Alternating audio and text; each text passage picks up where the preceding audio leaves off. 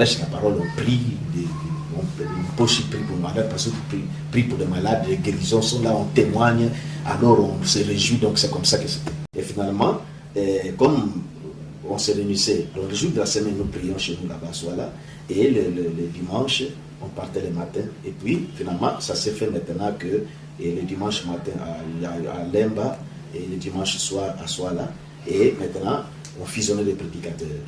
Mais nous, à Soala, nous prêchions. Quelquefois aussi, frère Kanou pouvait venir prêcher, mais les cultes de l'après-midi, quelquefois frère Moukouna pouvait prêcher, frère Kanda pouvait prêcher, mais moi, personnellement, je ne prêchais pas des cultes officiels de dimanche. Nous, c'est nos réunions privées là. Frère Barouti prêchait le dimanche, frère Poche pouvait prêcher le dimanche officiellement, surtout à Soala. Alors, chaque jour, chaque soir, il y avait une réunion à Kilangwe, à Lemba, et il y avait une réunion à Bandal, sur Soala. Et le dimanche, nous nous retrouvions, nous tous, à Lemba. Et le soir aussi des dimanches, on pouvait avoir une autre réunion. Mais là, cette réunion-là, c'était pour les violents. C'est-à-dire que les gens qui voulaient vraiment y aller, mais ce n'était pas obligé à tout le monde. Donc, ceux qui pouvaient aller à Soala, on avait encore une réunion le soir. Et un prédicateur pouvait prêcher. Donc, il y avait un prédicateur qui prêchait le matin à Kilangwe, un autre prédicateur pouvait prêcher le soir sur le soir là à Bandal. C'est le début de l'autocratie du révérend Moukouna Wakazadi. Un pouvoir sans partage. Ses ambitions se révèlent petit à petit. Le message pénètre le Bas-Congo avec le pasteur Kalumbu, l'Équateur avec Nguepa Inanga, et ainsi de suite. Contre toute attente, et ce malgré tous les efforts de ces hommes à multiplier les églises dans les différents coins du pays, Moukouna s'autoproclame l'unique serviteur de Dieu. Il est l'unique ministre de Dieu. Les autres qui prêchent et créent même les églises sont appelés, selon lui, les anciens. C'est la seconde étape de la marche vers sa chute. Permettez-moi de le dire que quand nous avons cru au message, il n'y avait vraiment pas, même quand on était en contact avec Frère Barlier, il n'y avait vraiment pas une structure bien connue qu'on devait avoir dans le message. À tel point que avoir un pasteur, c'était pour nous dénominationnel. Vous voyez? Alors, on prêchait seulement le message et on s'est préparé pour l'enlèvement. C'est tout ce qu'on connaissait. Alors, Frère Moukounassi, j'ai dit qu'il s'est organisé. C'est parce que tous ces frères qui sont partis à l'intérieur pour apporter la parole, il y a eu des églises qui se sont créées. Normalement, tel qu'on connaît la situation aujourd'hui, quelqu'un qui a commencé son église, il devient pasteur de cette église-là ou responsable. Mais qu'est-ce que Moukouna a fait? Moukouna s'est organisé dans le sens que il s'est considéré comme étant le seul serviteur de Dieu au Congo. Tandis que tous les autres serviteurs de Dieu qui sont partis apporter la parole de Dieu et qui ont créé les églises, il les appelait les anciens. Tout simplement ça. Le terme ancien a commencé là. Au titre de l'unique serviteur de Dieu, le seul ministre de Dieu, il bénéficiera des dîmes et des offrandes venant de toutes les églises créées par les autres à travers tout le pays pendant 6 ans. Plus d'une demi-décennie de pouvoir sans partage. Et comme il n'était pas serviteur de Dieu, il ne pouvait pas bénéficier des avantages des serviteurs de Dieu. Vous voyez? Alors c'est comme ça que j'ai dit que Moukouna s'est organisé. Il a pris tous ces gens-là sous son emprise à lui. Par exemple, non, vous ne pouvez pas utiliser les offrandes, vous ne pouvez pas utiliser les dîmes, tout, parce que vous n'êtes pas serviteur de Dieu. Vous n'êtes que les anciens. Alors tout ce que vous recevez là-bas, alors amenez ça à Kinshasa. Et c'est ce qu'on a fait pendant les 6 ans du message ici au Congo. L'église a commencé en 1975. La première chose qu'on pouvait voir, on pouvait voir que moi je suis le docteur Moukouna. Il n'était même pas docteur, il n'avait même aucun titre. Mais docteur, dans l'assemblée locale, tous les frères qui étaient là, ils n'étaient pas ministres. Il était le seul ministre. Les autres là, c'était des anciens. Lui, ministre. C'est le même son de cloche en Mbujimayi où le pasteur Vimidila, qui avait hérité d'une église déjà existante avant qu'il n'y arrive par affectation, puisqu'il fut agent de la poste. toutes les dîmes de cette église et les offrandes de cette église sont également affectées à Kinshasa, chez Monsieur l'unique serviteur de Dieu, c'est-à-dire Mukuna wa Kazadi Chipuya. Ok. J'ai quitté Kinshasa et j'étais encore en connexion avec Kinshasa. Et je ne pouvais pas me couper de Kinshasa parce que c'était comme ma base. C'est là que je venais. Et jusque-là, je voyais Frère Mukuna comme notre aîné. Bon, Frère Mukuna, à ce moment-là, il avait la direction de presque toute la République. Les assemblées étaient créées. On lui envoyait toutes les dîmes. Même moi, ma dîme, j'envoyais. J'avais instruit tous. Frère Mukuna, on envoyait la dîme auprès de lui. Au milieu de cette confusion, les frustrations vont naître. Les yeux des uns et des autres s'ouvrent à la lumière du message car le livre du maître est désormais entre les mains des élèves. Alors maintenant, vous voyez, j'avais du respect, vraiment, j'appréciais Frère Mukuna, toutes ces choses-là, tous les rapports, je devais faire un peu à Frère Mukuna. Alors quand j'ai vu maintenant que la charge, vous voyez, il y avait, Frère Mukuna avait commencé une œuvre aussi dans son village à Kasumbi. Donc je trouvais qu'avec Kasumbi, il y avait encore Kamana. Il y avait des moments que si je recevais mon congé annuel, je partais. Finalement, j'ai trouvé que, comme je me rappelle, Frère Kalimikant m'avait dit qu'en tout cas, il trouvait qu'il fallait que je me sacrifie. Je cesse de travailler, que je me consacre à l'œuvre, comme tellement que la charge était là. Parce que je me suis retrouvé, quand je partais, il y avait trop de reproches. Donc, je ne pouvais pas lire la Bible. C'était devenu un peu une corvée. Alors, c'est là que j'avais cessé de travailler. Quand j'essaie de travailler, moi c'était dans la pensée de pouvoir m'occuper vraiment de l'œuvre. J'écrivais à Frère Mukuna dans la joie que voici maintenant, c'est Frère Mukuna quand il reçoit la lettre, la réponse qu'il me donnera, une réponse foudroyante. Donc voilà, tu as trouvé maintenant que l'argent de la poste est peu, tu cesses maintenant pour commencer à bouffer des choses que je n'avais pas pensé, c'est ce qui m'avait révolté. J'ai trouvé que, mais comment il doit me donner une lettre très dure là, que je n'ai pas compris. J'ai fait lire ça, Frère Mukeba, tout ça. Tous ont dit qu'en tout cas, non, cet homme. Et puis, vous voyez, on commençait à voir la connaissance du message. Je trouvais que non, lui avait l'emprise. Alors, fait comme celui qui dirait que d'ailleurs, les dîmes m'ont dit déposer à la maison du trésor, tout ça. Mais moi, je trouvais que je ne devais pas faire ça. Or, que, vous voyez, moi, en toute honnêteté, je n'avais pas cessé de travailler pour gagner le vie. Mais c'était des frères qui m'ont conseillé et j'ai trouvé qu'il fallait que j'avance comme ça pour que je m'engage à l'œuvre de Dieu. Alors c'est là que ça commençait à brouiller. Alors j'avais réagi par une lettre. En décembre 1980, toutes les langues s'est dit. Quand, au fur et à mesure qu'on lisait, alors il y a la lumière qui venait. Et maintenant, on a écrit à Frère Franck pour dire qu'il y a des problèmes ici. Le frère Ewald de Franck. Frère Ewald de Franck. On lui a écrit pour qu'il vienne nous éclairer sur la situation. Et Frère Franck est venu en 1980, au mois de décembre, et ensemble avec le frère Barlier. Et il avait déjà les questionnaires qu'un pasteur de Bukavu, je crois que c'est Frère Sikou, lui avait déjà envoyé. Mais avant que Frère Franck vienne, nous nous sommes réunis nous-mêmes, tous les prédicateurs de RDC, pour traiter d'abord les questions nous-mêmes avant que Frère Franck vienne.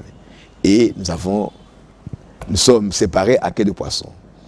Le frère Mukuna a ramassé toutes les questions, il a dit, bon, je vais moi-même garder ça, comme ça quand frère Franck viendra, je vais lui remettre ça. Malheureusement, il n'a pas remis ça à frère Franck. Et heureusement pour nous, parce que frère Franck avait déjà les questionnaires. Et c'est comme ça que frère Franck a commencé à répondre aux questions clés qui s'est posées. C'est-à-dire l'autonomie des églises locales et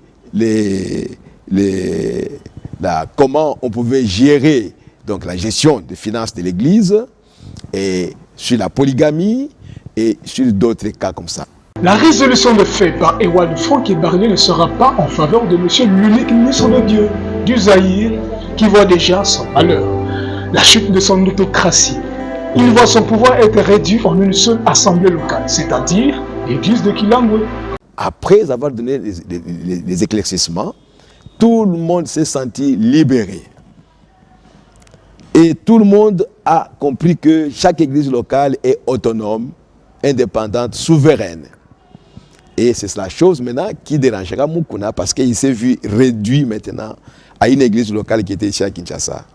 Tandis que sur les autres, ils ne pouvaient pas avoir une même mise.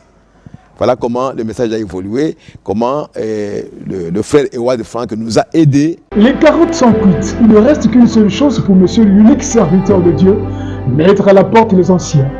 Oui, après cette solution que le frère Ewald de Franck nous a apportée par la parole de Dieu, Par la parole de Dieu, oui. ici à Kinshasa par exemple, et on devait se réunir avec le frère Mukuna pour voir maintenant clairement qu'est-ce que nous devrions faire à la lumière de ce que le frère Ewald de Franck nous a montré à la lumière du message. Et c'est à ce moment-là que le frère Mukuna n'a pas voulu qu'on se réunisse. Et il s'est mis debout dans l'église pour dire non, à partir d'aujourd'hui, pas d'anciens ici avec ça. Alors tout le monde doit s'asseoir. Nous l'avons appelé après la réunion. Il n'est pas voulu venir dans la réunion des anciens qui étaient là-bas. Il est parti chez lui. On a fait une délégation. Dans cette délégation, il y avait le frère pasteur Ngondé de Kisangani, il y avait le frère Mbombo qui est déjà parti aussi, il y avait moi. Nous sommes allés voir le frère Mukuna chez lui à la maison. On l'a trouvé gentil, on a causé avec lui à l'aise, mais il a dit, dans votre réunion-là, je ne peux pas venir. Ma décision reste ma décision. Et c'est comme ça que nous sommes allés nous réunir. Pendant ce temps-là, Frère Barlier était encore ici à Kinshasa. Nous sommes réunis et nous avons écrit une lettre que nous avons adressée à Frère Barlier comme ancien, lui montrant le comportement de Frère Mukuna, qui s'est élevé un peu très haut. Il se voit un peu plus haut que les autres et il ne veut pas se conformer aux résolutions que nous avons arrêtées à la lumière du message avec le frère Ewald de Franck. Et nous avons dit que tant qu'il ne s'humilie pas pour prendre les positions de la parole de Dieu, il n'y a pas de communion avec lui. Et c'est comme ça que nous sommes séparés avec le frère Mukuna. Mukuna fait cavalier seul avec ses adeptes. Calendrier de hasard. Au cours d'un service baptême d'eau, il sera photographié avec une lumière qu'il appellera la colonne de feu. Dès ce moment, il prend la place de frère Branham, c'est-à-dire qu'il devient prophète et Branham Dieu. Comme la révélation est progressive, le titre du prophète ne suffira pas. Notre seul serviteur de Dieu s'autoproclamera lui-même Dieu. Et après, quand il a embrassé les saints tonnerres, juste après quelques temps, pendant que les autres ils continuaient toujours à croire Branham comme prophète, lui il saute, Branham est Dieu, Branham c'est Dieu, Branham c'est Elohim, Branham c'est Elohim. Et les gens à ce moment-là, Rigine avait déjà commencé. Branham c'est Dieu, Branham c'est Dieu. Et quelques temps après, je crois qu'il est baptisé ici sur la rivière. Et je ne sais pas qu'est-ce qui s'est passé. On a pris la photo. On a vu une boule de feu qui tombait. La même colonne de feu. Qui était avec Branham? Qui a confirmé qu'il était prophète et qu'il était Dieu. Même colonne de feu a confirmé que moi et vous-même, terminez la phrase. Et à partir de ce moment-là, lui-même, il est devenu Dieu. Monsieur l'unique ministre de Dieu de toute la République du Zaïre s'autoproclame la Bienfaite, le Saint-Esprit, le Père de Jésus-Christ, le Messie, le Créateur, Dieu dans la peau noire, une position qu'il occupe jusqu'à ce jour selon ses disciples qui sont fiers de le confesser. Alors Moïse a lobby le Seigneur votre Dieu pour Badaro de l'Anzam. Mais pourtant c'était Moïse. N'exode. Le Seigneur votre Dieu suscitera du milieu de vous un autre prophète comme moi. Vous l'écouterez, c'était impératif. Celui qui n'écoutera pas ce prophète sera retranché du milieu du peuple. Un prophète comme Moïse a osé de midi avec la grâce, on l'appelait Jésus-Christ. Jésus-Christ est venu avec la grâce. Les gens ont rejeté la grâce. Ils ont dit, nous ne voulons pas que cet homme règne sur nous. Crucifiez-le. Alors, lorsqu'ils ont crucifié Jésus-Christ, Jésus-Christ parle du temps de la fin. Il dit, il est avant. Eza malamo ngai nakende po père atinda un autre consolateur musungi mususu lokola ngai, le Saint-Esprit. Lorsqu'il viendra, il parlera de moi, il va faire des choses que le monde même ne connaît pas. Alors, réponds à la question raté. Tant on est nous connaissons comment Nzambe ndengeni. Il y a comme Nzambe te. Azanza.